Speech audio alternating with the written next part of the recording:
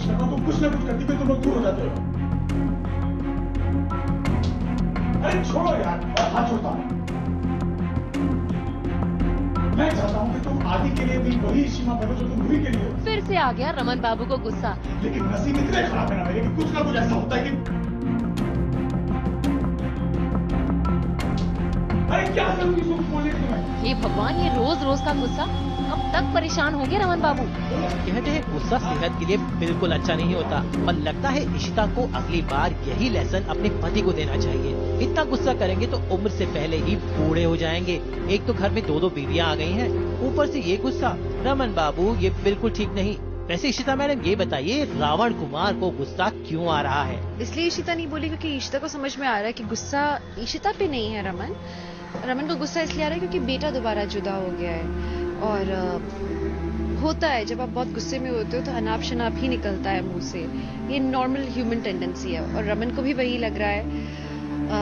गुस्सा आ रहा है, सारा गुस्सा मुझ पे निकल रहा है क्योंकि मैं सामने हूँ। और आदि ने मुझे ब्लेम किया है। आदि ने कहा कि ईशी माँ ने बहुत सारी गंदी बहुत बुरी तरह से बात की है शगुन मामा से, so she should say sorry to Shagun मामा। एंड इसीलिए रमन मुझ पे चिल्ला रहे हैं। बताओ ना कहाँ है आदि? अरे नहीं आ रहा हो। मम्मी ने कहा तुमसे नहीं आना, नाराज है। किससे नाराज है आदि? तुमसे नाराज है वो।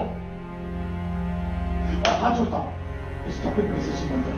अच्छा इशिता मैडम, ये तो समझ में आया कि इन्हें गुस्सा अपने बेटे पर आ रहा है, पर आप पर क्यों गुस्सा निकाल रहे हैं? समझ में आ रहा है कि रमन मुझ पे गुस्सा नहीं है। रमन बहुत दुखी है, इसीलिए वो गुस्सा निकल कर आ रहा है। सो आप अगर कोई दुख में चिल्ला रहा हो और आप भी फिर चिल्लाने लगो तो वो तो फिर एक बड़ा झगड़ा बन जाता है। सो यहाँ पे झगड़े का कोई सेंस ही नहीं है। It's a different issue all together. हाथ जोड़ता हूँ, मुझे समझ में नहीं आता कि तुम्हें क्या जरूरत है। ये बिल्कुल ठीक नहीं। वैसे सास बहू और बेटियां जब ये है मोहब्बतें के सेट पर पहुंचा तो हमारे कैमरे ने कैद किया रमन भल्ला का नया लुक। भाई इनकी आंखें भी खराब हो गई हैं क्या? क्यों चश्मा लगाकर क्यों घूम रहे हैं? कहते हैं ईंट का जवाब पत्थर होता है। जरा देखिए तो अब तक केवल रमन बाबू गुस्से में थे, लेकिन अब बारी है इशिता मैडम की जो हो रही है आप बबूला। भाई आखिरकार बीवियों को भी तो गुस्सा करने का अधिकार है। जरा देखिए तो गुस्से में कैसे घूर रही है सबको इशिता, खासकर रावण कुमार को जो घर में लड़ा रहे हैं पंजा। लेकिन गुस्से की वजह ये नहीं, गुस्से की वजह है शगुन। तो देखिए कैसे रमन के साथ खड़ी है। अब ऐसे में इशिता को गुस्सा ना आए तो क्या हो। चलिए इशिता मैडम, जब सब कुछ सहा है तो ये भी सह लीजिए। इसी बहाने शायद आप अपने सौतेले बेटे आदि को घर ले आएं और रावण कुमार का गुस्सा शांत हो जाए। लेकिन सास बहू और बेटिया की चेतावनी, आप जरा शगुन से बच के रहें, क्योंकि हमारे जासूसों ने हमें बताया है कि बहुत जल्द शगुन सारा पासा पलट देगी और शायद रमन बाबू गुस्से के उस पार कुछ और ऐसा करें कि आपकी जिंदगी में आ जाएगा भूचाल। और रमन कुमार को हमारी सलाह, जरा ठंड रखो।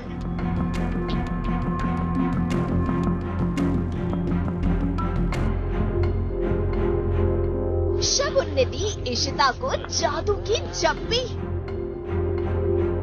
फिर देखा सौतनों का सहेलियाना। शगुन को फिर आया इशिता पे प्यार। भाई इस सीन को देखकर देखने वाली तो यही सोचेगी कि शगुन और इशिता के बीच हो गया ऑल इज वेल। लेकिन ये प्यार तो बस शगुन का दिखावा है, उसके असल इरादे तो कुछ और ही है।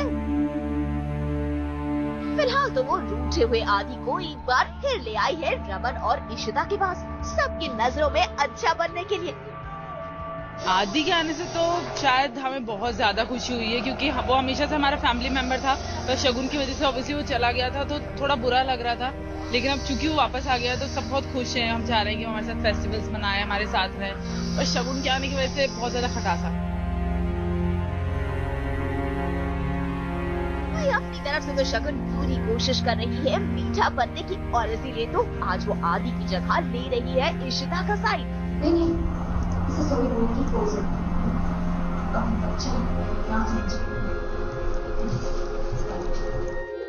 लेकिन आदि का गुस्सा है कि उतरने का नाम ही नहीं ले रहा। वो तो बस इशिता से सॉरी सुनना चाहता है। अपने सॉरी बोलने से क्यों मना कर? जब हमने गलती की तो हम उन्होंने मेरी मॉम को बहुत दुख पहुंचाया, तो मेरे लिए वो बुरी है, तो इसके लिए कि जब तक आप सॉरी नहीं बोलेंगे हम नहीं मानेंगे। भाई इशिता तो ठहरी इशिता, घर की खुशी के लिए वो कुछ भी कर सकती है और आदि के लिए रमन के प्यार को भी वो बखूबी समझती है और इसलिए उसने बढ़ा दिया आदि के सामने दोस्ती का हाथ। तो लोहड़ी से पहले इशिता की समझदारी से फिलहाल तो लौट आई है भल्ला फैमिली की स्माइल। उम्मीद करते हैं कि अब इनकी लोहड़ी भी होगी हैप्पी लोहड़ी। आज तक ब्यूरो।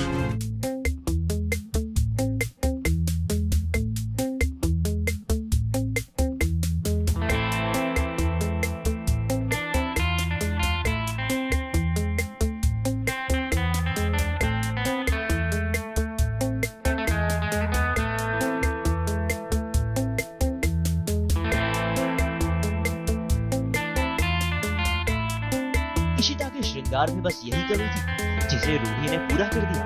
बालों में गजरा लगाकर अपनी इशी माँ के सोने सोने रूप को और भी निखार दिया। काफी कुछ हो रहा है, पोंगल भी है, साथ ही साथ लोहड़ी भी है। सो मम्मी जी ने लोहड़ी की काफी तैयारियां की हैं, मुझे एक सूट भी गिफ्ट किया, वहीं अम्मा लेकर आते हैं। उन्होंने मुझे कहा है कि पोंगल के लिए जरूर आओ रमन और Ishita, because it's our first Pongal, first Lohri after marriage. So काफी एक्साइटमेंट है घर में और इनफैक्ट ज्यादा बड़े स्केल पे हो रहा है इस बार।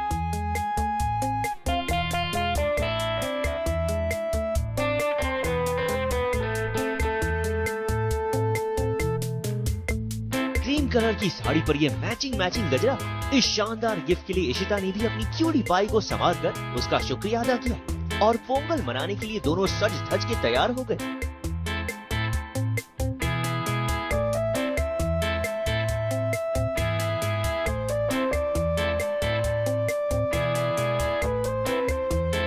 पोंगल तो मतलब हम लोग की तमिलियंस हैं एंड तमिलियंस कोई कभी नहीं छोड़ते पोंगल के वक्त। सो फुल लॉन ट्रेडिशनल होने वाला है। व्हाइट साड़ी है विद एन ऑरेंज बॉर्डर और कान की बाली भी पहनूंगी जो भी मैंने पहने नहीं है एंड बालों में गजरा भी लगाऊंगी। सो थोड़ा गोल्ड का फील ज्यादा होगा, बाकी का ड्रेस बहुत सिंपल रहेगा। शादी के बाद अपना पहला पोंगल मनाने के लिए इशिता अपने मायके जा रही है।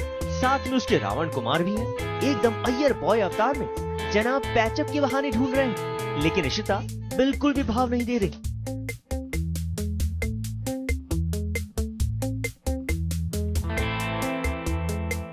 बालों में गजरा लगाने का एक बहाना था, वो भी रूही ने छीन लिया।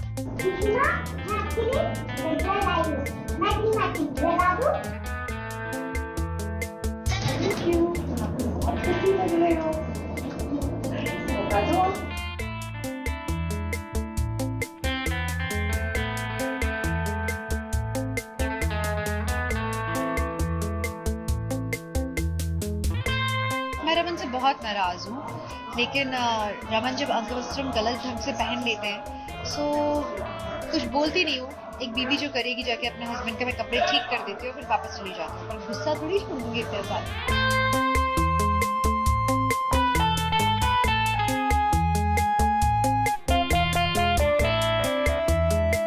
जैसा इनका प्यार वैसा इनका गुस्सा। वैसे गुस्सा तो रमन कुमार का भी 7वें आसमान पर चढ़ने वाला है, क्योंकि मायके में उनकी टक्कर दुश्मन नंबर 1 अशोक से जो होने वाली है। रमन और मिहिर को जलाने के लिए अशोक पूरी तैयारी के साथ आया है और शुरुआत टानों से हो चुकी है। आई गेस वो अशोक का काम है और मीर हमेशा से कूल काम पॉजिटिव सा कैरेक्टर है, लेकिन अभी थोड़ा डेडली कैरेक्टर हो गया, सो थिंग्स हैव चेंज्ड। भाई प्यार में दिल जले अक्सर डेडली हो जाते हैं और साथ में रमन कुमार भी मौजूद है। कहीं फिर से महाभारत शुरू ना हो जाए और पोंगल पर तमाशा ना बन जाए। आज तक ब्यूरो।